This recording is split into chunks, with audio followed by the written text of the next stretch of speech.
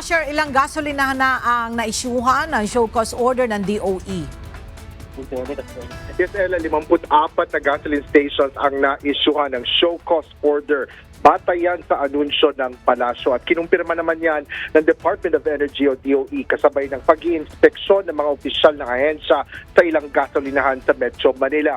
Binigyan din ng mga responsibilidad na dapat sundin ang pagtitinda ng mga produktong petrolyo. Ito ang binigyan din ni Energy Undersecretary Felix William Pentabella sa Certificate of Compliance sa pagsunod sa itinakdang pump price ranges.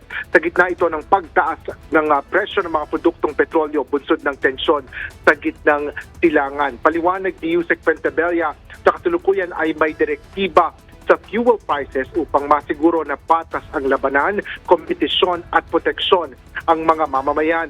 Matapos makatanggap ng mga sumbongan DOE, personal na inisyuhan ng DOE officials ang 3 gasoline stations sa iba't ibang lugar sa Metro Manila ngayong umaga dahil sa paglabag sa fuel pricing na ipinag-utos ng ahensya.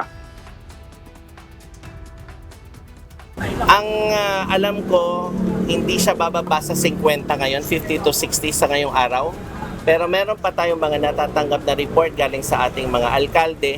So meron pa po tayong mga pupuntahan. Ayon pa sa DOE, karamihan sa mga luwabag na ito ay sa Metro Manila at Luzon, habang mayroon din ilan sa Visayas at Mindanao. Kapag hindi na kontento ang DOE sa paliwanag ng mga gasolinahan, ay maaarian niyang patawan ang mga ito ng kasong administratibo bukod pa sa criminal case.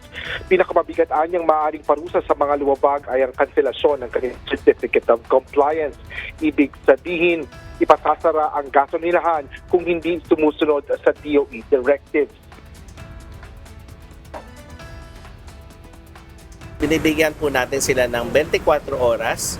Pag may nakita po tayong violation, we are giving them this notice para magpaliwanag sa Department of Energy, sa Secretary, sa ating Director ng Oil Industry Management Bureau kung bakit sila nag-violate ng mga kondisyones na nakalagay doon sa Certificate of Compliance na binibigay ng Department of Energy. Nangako naman ang ilang mga representante ng gasoline stations na sasagutin nila ang show cause order ng DOE. Hindi po namin alam. Basta ako, sumusunod lang po ako dun sa advice po sa amin. Ella, ngayong tanghali ay magsasagawa ng press conference ang DOE dito sa kanilang tanggapan kung saan inaasahan natin na i-aanunsyo ng ahensya ang presyo ng nakaambang big-time increase ng mga produktong petrolyo na ipapatupad simula bukas. Gayun din ang fuel price range na itatakda ng DOE sa mga gasolinahan. Yan ang latest dito sa Taguig City. Balik sa iyo, Ella. Maraming salamat, Asher Cadapan Jr.